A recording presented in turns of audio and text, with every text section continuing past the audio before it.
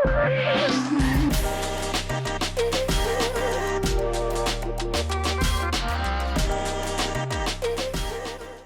next recipe is going to be a non-dairy millet-based kheer. So we are going to use little millet for making the kheer. In my experience, I find that little millet and barnyard millet both are ideal for making kheer. They are the smallest of the lot, and they cook really well in kheer. And most millet-based kheers, they come out tasting almost rabdi-like. So they are really delicious. Let's get started. To cook the millet kheer, what we have to do is first cook the little millet. So we're not, because we're using coconut milk in our recipe, we are not going to boil it along with the millet. We've kept half a cup of little millet. So for little millet, the water quantity required to boil is 2.5 times. So we're going to use 2.5 times water to boil and cook the little millet. And we'll wait for the water to come to a boil. Once the water comes to a boil, we are going to add the little millet to this. You can pre-soak the little millet for a few hours. Although in this recipe, it gets cooked really well and really thorough. It gets cooked really nice and mushy in the kheer. And so in terms of digestion, over soaking it is not really required. But if you find that soaking gives you better digestion, then you can pre-soak the millets for 2 hours or more. So now our water has come to a boil. In the boiling water, I'm going to add the half a cup of washed and drained little millet. In my personal experience, this one gives the best kheer. Also, if you're doing like a khichdi recipe, little millet and barnyard millet go very well in a khichdi as well.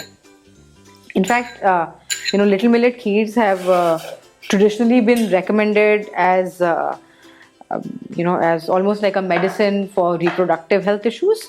And little millet is excellent for digestion. It's good for reproductive disorders. It's good for gas disorders. So it's very good for the stomach. It's called kutki in Hindi. So now I'm going to just reduce the heat, wait for the entire rice to cook. And then once the rice cooks, then we are going to start the process of the kheer. Now we're going to quickly check on the rice. Remember I told you earlier, so we have to check if the water is absorbed. Yes, it is. That means our rice is completely cooked. I'm going to switch this off.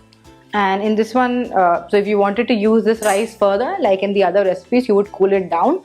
But since we are going to use it for kheer, I can just leave it here and add it to the milk directly. So I'm going to put this rice on the side.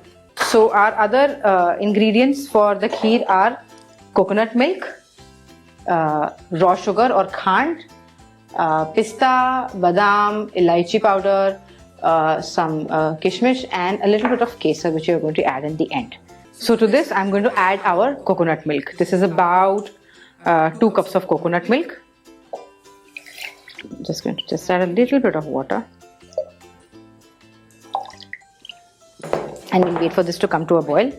In this recipe, you can add any other nut milk as well. So it's completely dependent on your personal taste buds. So we are going to wait for this to come to a quick boil, and then I'm going to add the cooked millet. So our milk is coming to a boil. I'm going to add, so this is raw sugar or khand, mixed well. I'll also add some cardamom powder, just a pinch.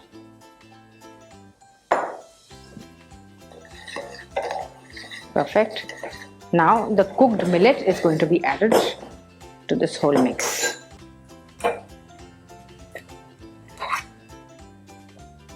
So I cooked half a cup of millet. I'm going to add almost all of that to this because I like a nice thick creamy kheer, and that's what this is going to turn into.